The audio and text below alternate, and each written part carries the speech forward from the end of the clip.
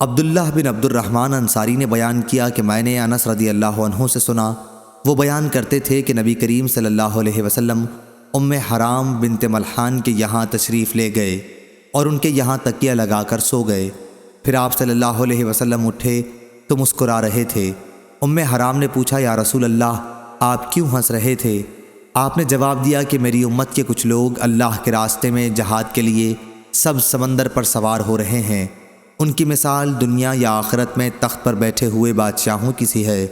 انہوں نے عرض کیا، یا رسول اللہ تعالیٰ سے دعا فرما دیجئے کہ اللہ مجھے بھی ان میں سے کر دے۔ آپ نے دعا کی، اے اللہ انہیں بھی ان لوگوں میں سے کر دے۔ پھر دوبارہ آپ صلی اللہ علیہ وسلم لیٹے اور اٹھے تو مسکرا رہے تھے۔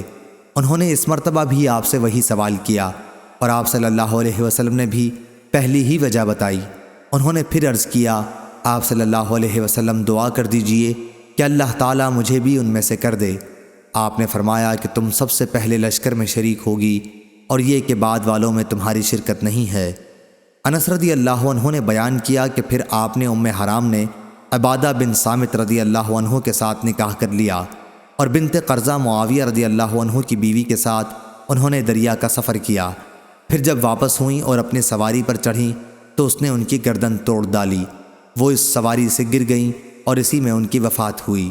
صحیح بخاری حدیث نمبر 2877، 2878۔